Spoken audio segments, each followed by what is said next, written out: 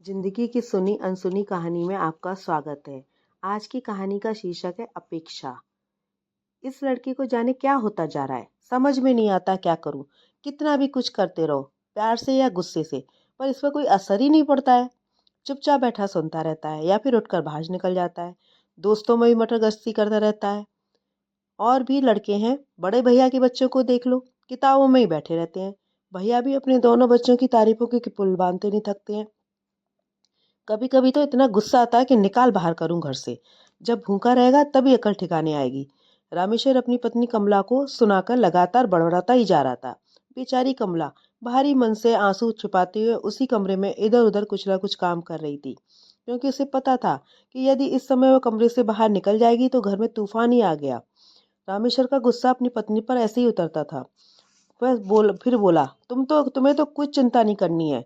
बड़े ही आराम से दोनों समय अच्छा खाना चाय नाश्ता खिलाती रहती हो अपने लाडले को।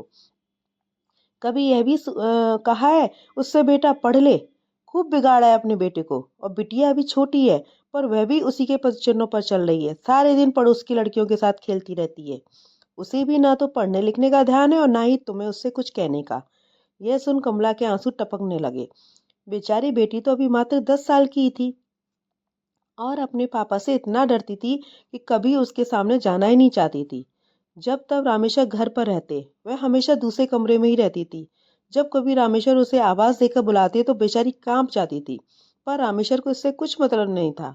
कभी बेटी के सिर पर हाथ प्यार से रखा ही नहीं था। बेटा जब छोटा था तब उसे कभी कभार लाड प्यार कर लेते थे, पर जब से बेटे ने हाई स्कूल में एडमिशन लिया था तब से पीछे ही पड़े रहते हैं। यही कहते रहते हैं हाई स्कूल में 90% से कम नंबर नहीं आना चाहिए। रामेश्वर खुद तो इंटर तक ही पढ़े थे।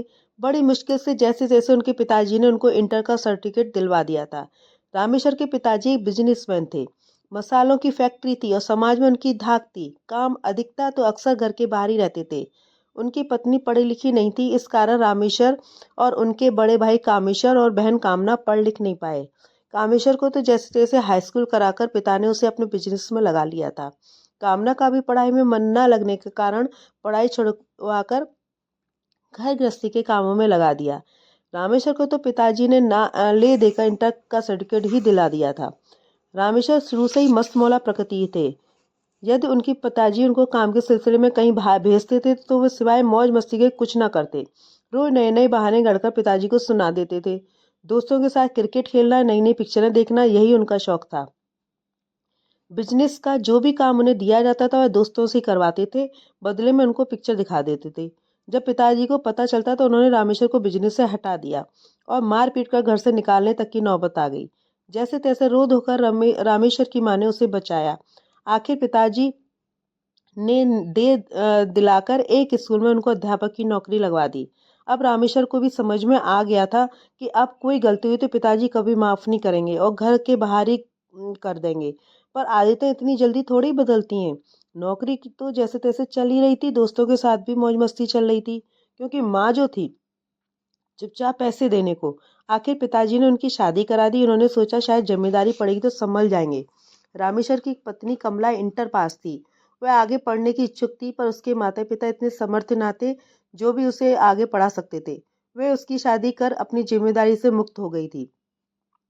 उसने अपने ससुर से पढ़ने की इच्छा बताई तो वह तैयार हो गए, यह सोचकर कि बहू पढ़ जाएगी तो शायद आगे नौकरी ही कर बच्चों को संभाल लेगी। बेटा तो जैसा है वैसा ही रहेगा, बहू ही समझदारी से अपने बच्चों की परवरिश कर लेगी। कमला ने ग्रेजुएशन कर लिया, बच्चे भी दोनों बड़े हो गए। रामेश्वर के सामने कोई कमला की तारीफ करता तो वह जल भुन जाता और बच्चों और पत्नी को उल्टी सीधी सुनाकर अपनी भड़ास निकालता था। उसकी दिनचर्या थी सुबह स्कूल जाना, समय पर बढ़िया खाना चाय नाश्ता, फिर आराम से दोस्तों के साथ महफिल जमाना। गृहस्थी की गाड़ी चल रही थी, परंतु रामेश्वर जो स्वयं न कर सका अपने उम्मीद वह बेटे से लगाया था। उसकी हार्दिक इच्छा थी कि बेटा पढ़ लिख कर बड़ा अफसर बने। जो गलती वह खुद कर चुका था उन सब से अपने बेटे को बचाना चाहता था। इसी कारण उसका बेटे के प्रति कठोर व्यवहार ही बन रहा था। बेटा पढ़ने में अधिक तेज तो ना था, पर फिसड्डी भी नहीं था। ठीक ठाक नंबरों से अभी तक पास होता जा रहा था। कमला को बेटे पर पूरा भरोसा था कि वह अपने बलबूते पर अच्छी नौकरी कर लेगा। बस यही बात रामेश्वर को खटकती थी। वह चाहता था कि बेटा टॉप करे। इसी कारण घर में हर वक्त कलहकाई वातावरण रहता था। कमला बेचारी दो पाटों के बीच में पिसती रहती थी, बच्चों की ममता और पति की कड़वी बातों के बीच। दिन गुजर रहे थे। आज बेटे का आखिरी पेपर था। वह पेपर देकर लौटा ही था कि रामेश्वर के कुछ मित्र आ गए। रामेश्वर ने बेटे को आवाज लगाकर चाय नाश्ता लाने के लिए कहा। बेटी उस समय सो रही थी। जब तक कमला ने चाय बनाई तब तक बेटा भी सो गया। कमला ने उसे उठाना ठीक न समझा, क्योंकि रात को बेटे ने काफी देर तक पढ़ाई की थी। इसलिए वह स्वयं चाय नाश्ता लेकर बैठक में चली गई। रामेश्वर उसे देखकर आग बबूला हो गया। तुम क्यों आई हो? तुम्हारा लाडला क्या आराम फरमा रहा है? हाँ, क्यों नहीं, बेचारा कमाई करके जो लाया है। यह कहकर गुस्से में अंदर आया और बेटे को अंधाधुंध पीटने लगा। बेटा अचानक हुई पिटाई से घबराकर हाथ जोड़ माफी मांगने लगा, परंतु रामेश्वर पर तो जैसे भूत सवार था। गुस्से से पागल ही हो रहा था। कमला बेचारी एक कोने में खड़ी डर से कांप रही थी और रो रही थी। बेटी भी डर कर माँ से चिपटी रो रही थी। यदि रामेश्वर को हटाने उसके दोस्त अंदर न आते तो पीट पीट कर बेटे की जान ही ले लेता। उसके दोस्त रामेश्वर को खींचते हुए बाहर ले गए, तब भी वह बड़बड़ाता ही रहा। कमला के काटो तो खून नहीं, इतनी बेइज्जती बच्चों और दूसरों के सामने। वह बेचारी रोकर ही रह गई। इसके सिवा दूसरा चारा भी तो नहीं था। बड़ी मुश्किल से बेटे को चुप कराकर कसम देकर थोड़ा बहुत खिला पाई। रामेश्वर तो खाता ही क्यों? बेचारी कमला सिर से पैर तक उसकी खुशामद करती रही 2 घंटे तक। तब जाकर उसने बड़ी मुश्किल से खाना खाया। कमला भी मजबूर थी खुशामद करने के लिए, क्योंकि उसे पता था यदि रामेश्वर भूखा रहेगा तो क्लेश और बढ़ता जाएगा। इस कारण बच्चों की खातिर खुद ही हाथ जोड़कर रामेश्वर को मनाती थी। रामेश्वर भी खा पीकर सोने चला गया। उसने एक बार भी बच्चों के ने खाना खाया या नहीं पूछा तक नहीं। कमला भी रामेश्वर को खिलाकर खुद भूखी सो गई, क्योंकि अपमान का खूंट जो पी चुकी थी। बेटा भी सोने ऊपर कमरे में चला गया। रामेश्वर ने बेटे को ऊपर जाते देखा तो चिल्लाकर बोला, बेटा खूब आराम कर ले। रिजल्ट में 90% से कम आए थे, तब तुझे देखूंगा। आराम से खा पी कर सांड हो रहा है, शक्ल देखने की इच्छा भी नहीं होती है। बेटा बेचारा ऊपर कमरे में चला गया, किवाड़ बंद कर लिए। जैसे तैसे रात बीती। सुबह 8 बजे जब तब भी बेटा नीचे नहीं आया तो रामेश्वर का पारा हाई हो गया। वह फिर बेटे को सुनाकर जोर जोर से गालियां बकने लगा। बेचारी कमला चाय नाश्ते की तैयारी कर रही थी। वह भी ऊपर जाकर बेटे को जगाने की हिम्मत नहीं कर पाई।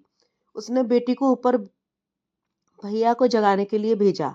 बेटी भी डरते डरते ऊपर गई कि कहीं पापा उसे भी ना मारने लगे। ऊपर जाकर उसने भैया को आवाजें दी, पर जब कोई जवाब नहीं मिला तो उसने किवाड़ में धक्का दिया। किवाड़ भिड़े थे तो खुल गए। उसने देखा भैया पंखे से लटका हुआ था। वह चिल्लाती हुई नीचे दौड़ी, मम्मी जल्दी देखो भैया को क्या हुआ है। कमला ऊपर भागी, पीछे पीछे रामेश्वर भी दौड़ा। देखा बेटा पंखे से लटका हुआ था। उसके प्राण जाने कब के निकल चुके थे। यह देखकर कमला तो बेहोश होकर वहीं गिर पड़ी और रामेश्वर बेटा बेटा चिल्लाता हुआ दौड़ा, पर बेटा अब कहाँ था।